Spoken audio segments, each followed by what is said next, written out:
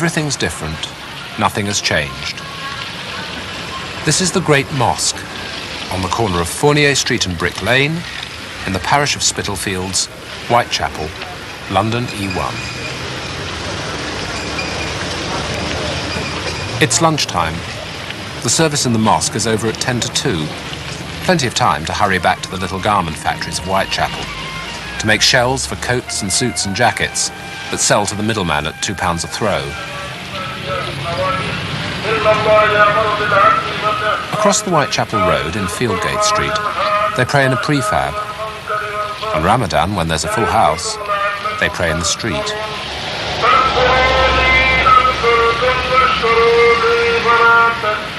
The Muslim community of Tower Hamlets isn't rich.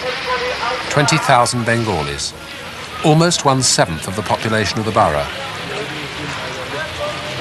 4 men to every woman, employed for the most part in tailoring and cooking and small retail.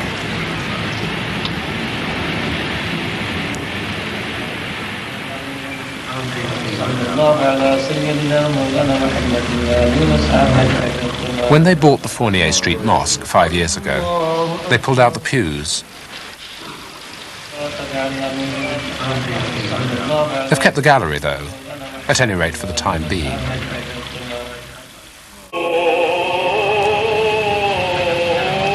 The Huguenots built these streets.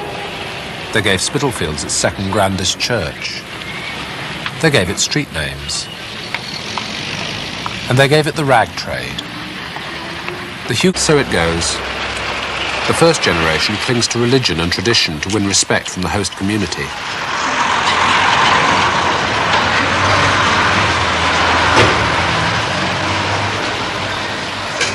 The second generation, brought up in the host culture, suspicious of it, educate themselves to fight their way into it.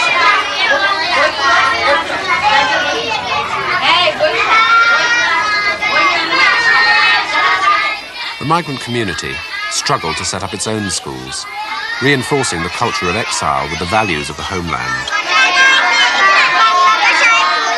We set up this school, Eastern Community School, about 2 years, 2 months back.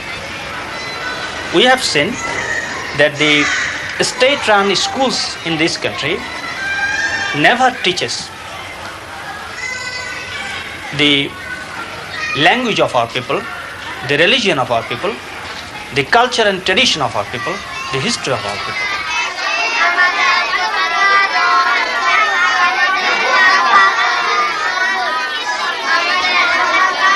It is the law of the country that our children have to remain in these schools up to the age of 15 or 16. So parents are bound to send them to these schools, but virtually they do not learn there the things they need to face the realities of life.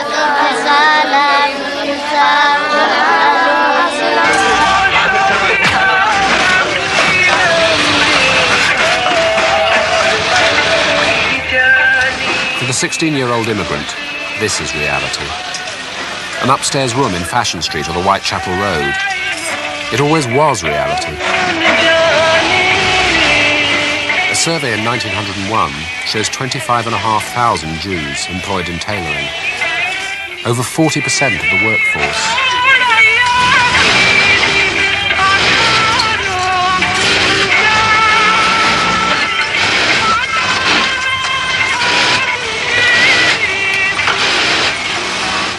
So here you have Zangwilian Whaitechapel. 100 years later, exactly as it was, the whirring of machinery going on day and night. A different immigrant this time, the Bengalis. At these benches. Now, almost every garment factory in Whaitechapel is under Bengali management. আমার জানা নাই যে সে কত করে বেচে অথবা কত করে আনে, কিন্তু আমাদের অনেক স্বাভাবিক আমরা অনেক কম পয়সায় কাজ করি। আমরা অনেক লম্বা ঘন্টা কাজ করি গুড লিভিং করার লাগে আর, কিন্তু আমরা পারি না। অনেক সময় কম পয়সা, কাজ বেশি করতে হয়, ইনাফ পয়সা হয় না। সারা সপ্তাহ কাজ করি, 60 ঘন্টা 70 ঘন্টা পর্যন্ত আমরা কাজ করি আর আমরা অনেক কম পয়সা পাই। The tradition hardly changed from the little villages, the shtetls of Galicia, to the back streets of Spitalfields. The host community won't employ them, so they turn inwards to the extended family. Brothers, sons, cousins, nephews, in-laws, all the clichés are true.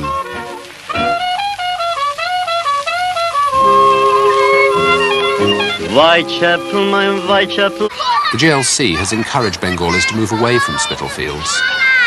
They say there's no suitable housing here, and to prove it, the council allocates to the Bengalis, who make up almost half the Spitalfields population, one council house in 16. This is the house. Some houses behind me. Council built those houses 1974. It is newly built, but you will not see any single family, Bengali family there. You will not see any single, but there will be 300-400 floods. So what sort of discrimination? It is a discrimination in this housing problem. Council will move few people slum to slum, slum building to slum. But tenements offer protection that tower blocks don't. At the bottom end of Brick Lane is a railway bridge, and beyond the bridge is hostile territory. This is where the National Front meet, where Mosley's fascists used to gather.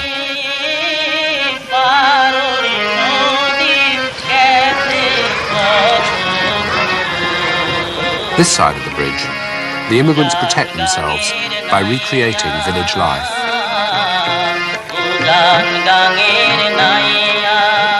The links with the villages of Sylhet are strong here. They're in the food they eat and the films they see, in the records they buy. Social life is the traditional social life of Bangladesh, men mixing with men and women with women. You don't see much of the women in Brick Lane, just a brief glimpse at 3:45 when they pick up their kids from school.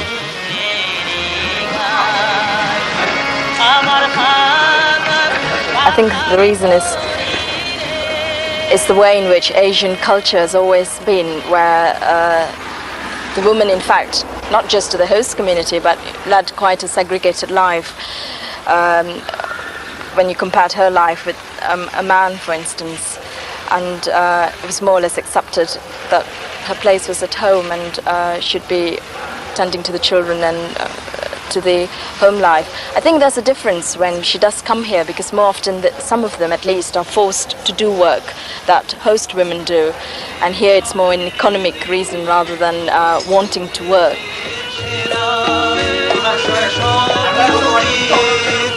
You rarely see a woman in the cafes.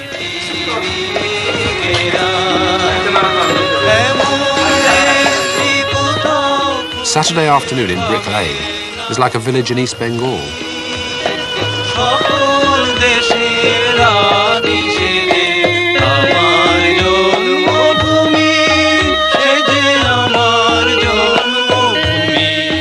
And when a group comes together to practice, it's the same closed community of East India they conjure up.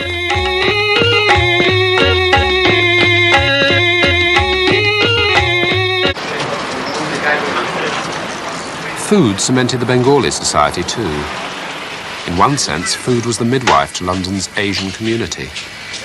Those first arrivals at Tower Hill were many of them cooks and ship's storemen.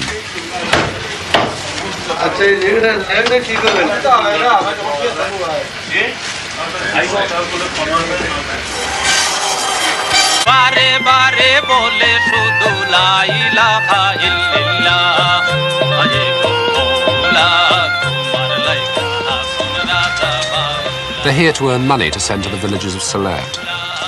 Only when they're prosperous enough will the whole family come over. It's not the best base from which to fight racism.